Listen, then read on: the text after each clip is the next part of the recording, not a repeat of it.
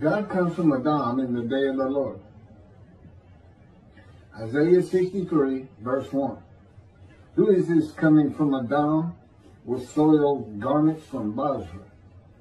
This one who was stately in his apparel, girded with the greatness of his strength. I speak with righteousness, great to save. Verse 2. Why is your clothing red and your attire like that of one who trod in a winepress? Verse 3. A winepress I trod alone, and from the peoples none was with me, and I trod them with my wrath, and I trampled them with my fury, and their life blood sprinkled on my garments, and all my clothing I soiled. Verse 4. For a day of vengeance was in my heart, and the year of my redemption has arrived. Verse 5. And I looked, and there was no one helping, and I was astounded, and there was no one supporting, and my arm saved for me, and my fury that supported me. Verse 6. And I trod peoples with my wrath, and I intoxicated them with my fury, and I brought their power down to the earth.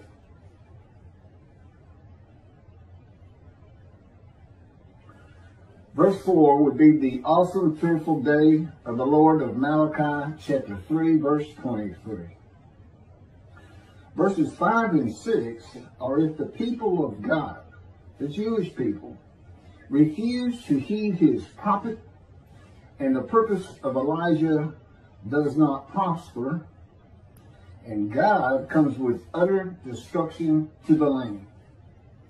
If the Jewish people do not believe in God's righteous servant, they will have their glory hurled to the ground.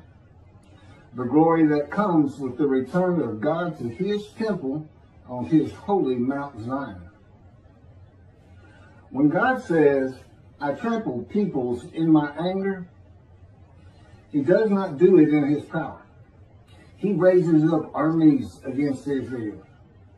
And he does not do that in his power. The armies are always there. And when he speaks to his prophet and is not heeded, those armies come and destroy.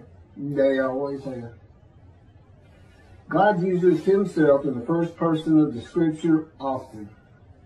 When he says, I will bring utter destruction, he means my creation will bring utter destruction. The armies will bring utter destruction. God is his creation. That he can do it in his power simply makes the destruction seem more assured of happening. To instill fear of him in his people, if his prophet is not listened to and heeded. The teaching of possible utter destruction when God returns with his messenger Elijah and the angel of the covenant that you desire in the day of the Lord does not fit into the sages and rabbis' era of restoration, redemption, and exaltation, the Messianic age, of the Jewish people with peace throughout the world, Judaism as the only religion, and Hebrew the only language. If Elijah's purpose fails, utter destruction to the land occurs as it once did by the Assyrians to the northern kingdom, and by the Babylonians to the southern kingdom, and in all of Israel by the Romans. Today it would be Islam. The day of the Lord begins when the lands of Abraham bloom again after years and years of desolation. And the ruined cities in Jerusalem are rebuilt by the Roman dispersal. When this happens, the time to come for the new covenant has arrived. And that time is today. The land blooms again, and it began in 1948 when the state of Israel was created. It's very simple. God is saying, in Isaiah, when you come back, I'll come back. And he comes with two covenants. Covenant of friendship, which is in two parts, and the new covenant of Jeremiah 31. A covenant of written sin forgiveness that causes Torah to be written on the heart of the Jewish people, and all the Jewish people shall heed him. In Ezekiel chapter 3, verse 14, Ezekiel says, "A spirit seized me and carried me away. I went in bitterness and the fury of my spirit, while the hand of the Lord was strong upon me." Ezekiel was not crushed with disease and did not offer himself for guilt. God just seized him, and he was punished, just as the righteous servant is in Isaiah 53, to make him suitable for God's purpose, to be one of God's prophets. He was punished with maltreatment, crushed to the ground with bruising in the course of God's power, for 390 days on his left side for the punishment for their sins of the house of Israel, and 40 days on his right side for the punishment of the house of Judah for their sins, with God's chastisement upon him. God explains the purpose of this treatment. But the house of Israel will refuse to listen to you, for they refuse to listen to me. For the whole house of Israel are brazen of forehead and stubborn of heart, that I will make your face as hard as theirs, and your forehead as brazen as theirs. I will make your forehead like adamant shamir, harder than flame. Do not fear them, and do not be dismayed by them, though they are a rebellious breed. That's Ezekiel chapter 3, verses 7 through 9. How will God make Ezekiel suitable for his purpose, making him as hard and brazen as the houses of Israel and Judah? Remove his fear of them and his dismay when they shun him and do not listen to him. Just as with the verses of Isaiah 53, verse 3, Ezekiel was shunned, held of no account, and laughed at, according to Rashi's interpretations. By punishment, chastisement, maltreatment, crushing, and bruising, in the power and words of God, like a boot camp for a cadet Marine or breaking a wild horse, removing his bitterness and the fury of his spirit. It took God at least 430 days to make Ezekiel suitable to be a prophet to the Assyrian, Babylonian exiles, while he was cut off from the land of the living, confined to his house in the cords of God's power, which is part of Isaiah 53, and taught the words God would have him speak to the exiles from the Scripture. God's righteous servant is a Gentile from a Christian country who has to go to a strange country of a foreign language and be taught Hebrew and Judaism to make them any righteous. The Talmud says and associates Esau with Edom and Esau Edom with Rome, then Christian Rome, and today Christianity. And that's where he's coming from. And he wasn't allowed to pass through Edom in the Exodus. Edom wouldn't let the Israelites, Moses, and God and his angel pass through.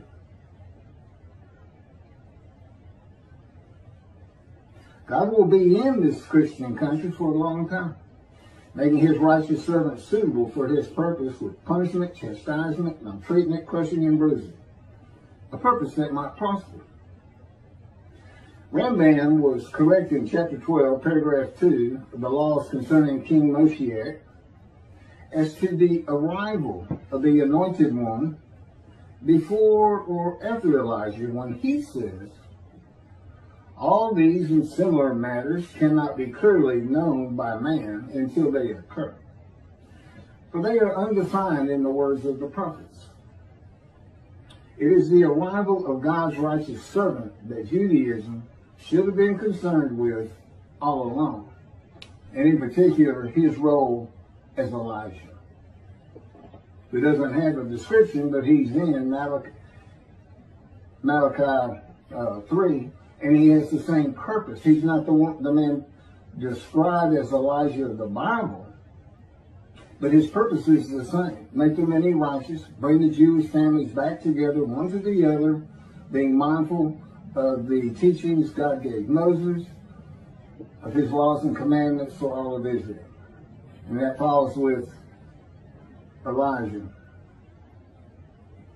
but no description. But it's the same, and it's the purpose that might prosper. If he's not successful, God comes with utter destruction to the land. Isaiah 53, God has a purpose that might prosper that's not specified. It's to return to his temple we find in Malachi 3, verse 1. And it might prosper. It's, so the purpose of the righteous servant is the same as the purpose of Elijah. Teaching that Isaiah 53 to Jewish people prevents this in God's righteous servant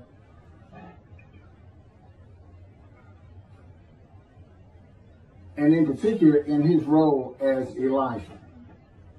Such a teaching could result in utter destruction to the land.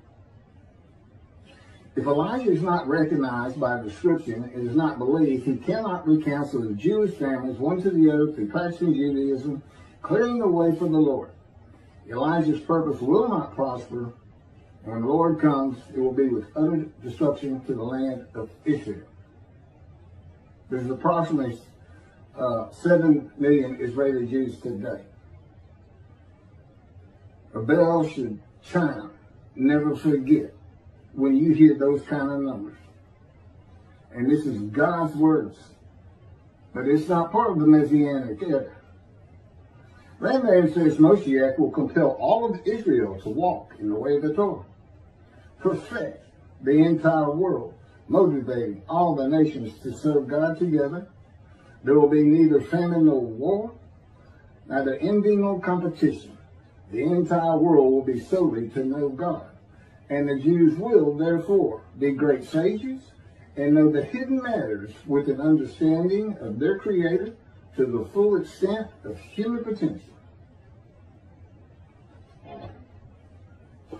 This does not account for the reality of the world in commentating on the Scripture. When reality is displaced for poetic words and songs of God and his prophets, often meant for hope and joy at such a thought as the persecution of the Jews ending, the practicalities of the real world, and the purposes of God's righteous servant, the prophet like Moses, David, and Elijah, in the clear words of God in the Scripture, are lost. One man cannot compel all of Israel to walk in the way of the Torah or perfect the entire world, and the sages were wrong in their interpretation of these matters. Where's God's vindication against the Gentiles? Where is that? I mean, we see it in chapter 51 of Isaiah. I'm taking my wrath, the cup of my wrath, my bowl of reeling from you, my people, and I'm passing it to those that told you to get down on the ground and walked all over you. Well, he's going to do that in his day of redemption, which is the first of Isaiah 63. Those first 6 verses I read where he comes from Edom, a Christian country. And Elijah himself is a Gentile. He's a Tishbite, an inhabitant of Ramoth Gilead, which is a territory like Edom, east of the River Jordan. And when he's taken up by God to heaven, he's in Gentile land. He crossed over the Jordan into Gentile land. It'd be Jordan today, the country Jordan.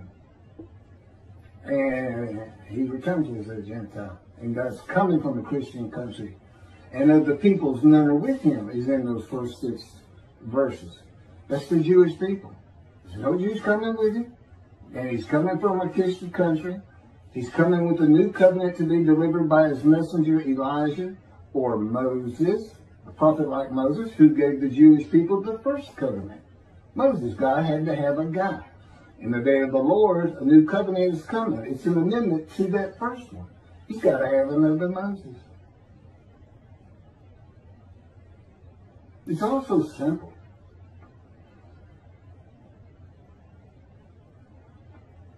Compel all of Israel to walk in the way of Torah or perfect the entire world. I just, it's an impossibility. It still can't be done. You have to ask yourself, okay, well, that's not going to happen. God doesn't work like that. This world's not going to change like that. What is there?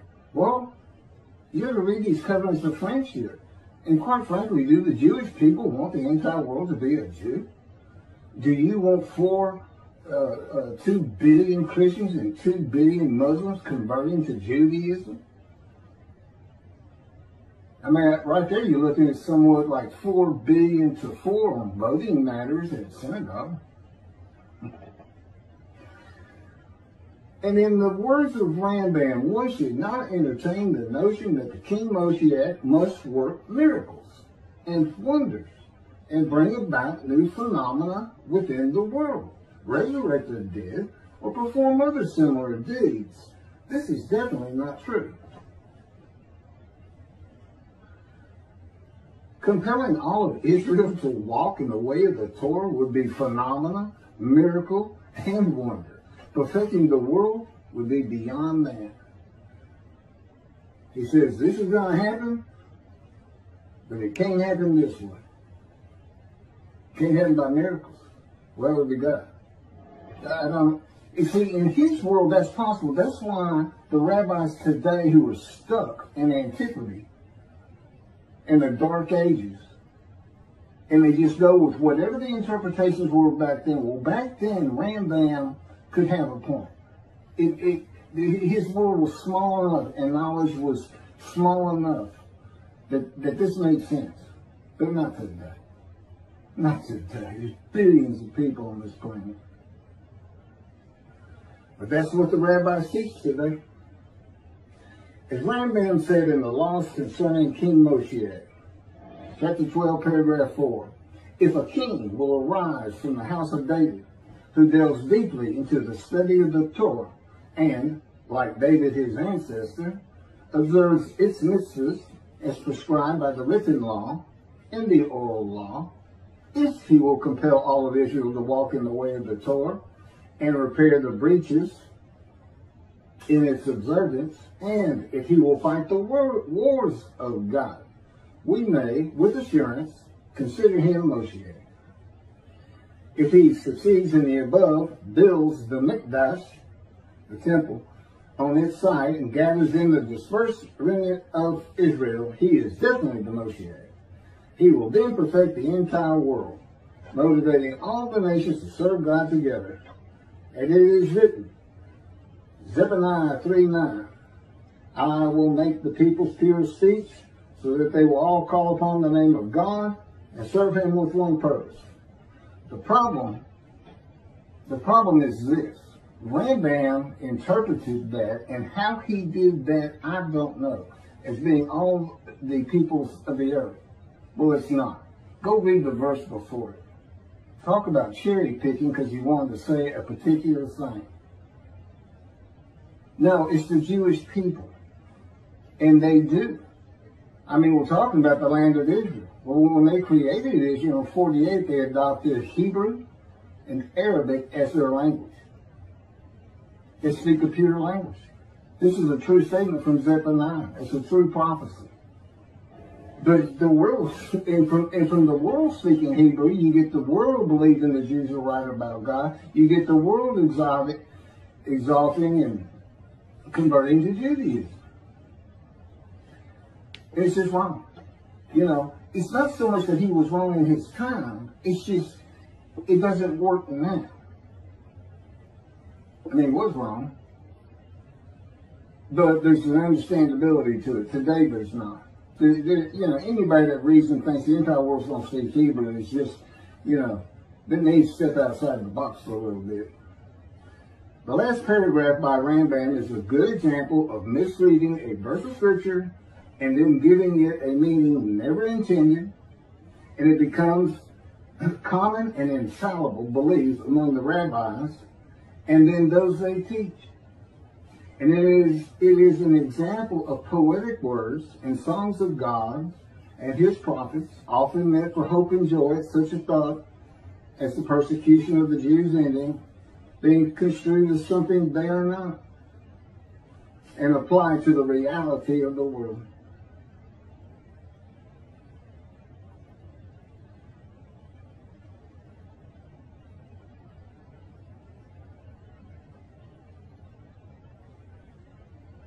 Here's what Zephaniah 8 says. This is right before 9, where he says, I'm going to make the people of a pure speech. This is the Lord. But wait for me, says the Lord, for the day when I arise as an accuser. Okay, that's the day of the Lord. When I decide to gather nations, to bring kingdoms together, to pour out my indignation on them, all my blazing anger. Indeed, by the fire of my passion, all the earth shall be consumed. Now, how is that perfecting the nations? How is that bringing peace and harmony among all the countries and peoples of the world? That Moshiach, he's not even Moshiach according to Rambam if that's not done. And that is still taught today. God has tested the world with the Jewish people and the world failed. The fire of my passion is God's anger at the world and his love of the Jewish people in one metaphor, and the earth being consumed is a poetic way of saying the world will have no meaning to him or his people in the day of the Lord, the Gentiles.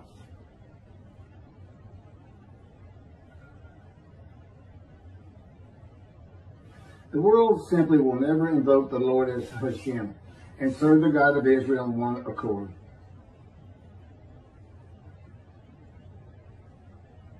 2 billion or so Christians and 2 billion or so Muslims are not going to wake up one morning and in one accord speak Hebrew and denounce their false gods.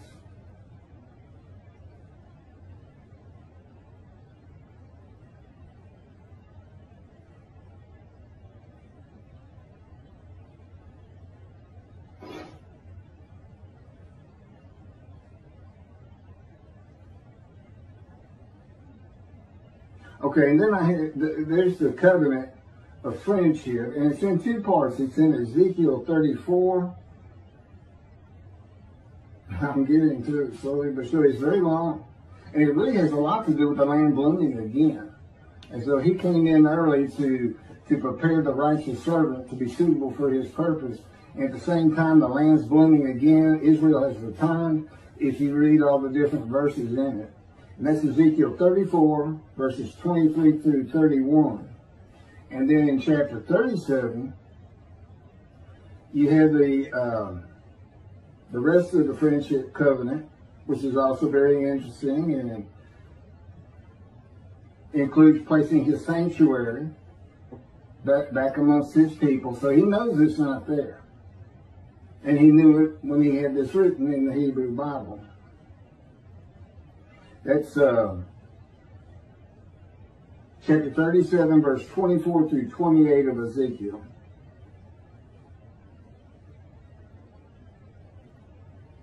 I think that just about does it.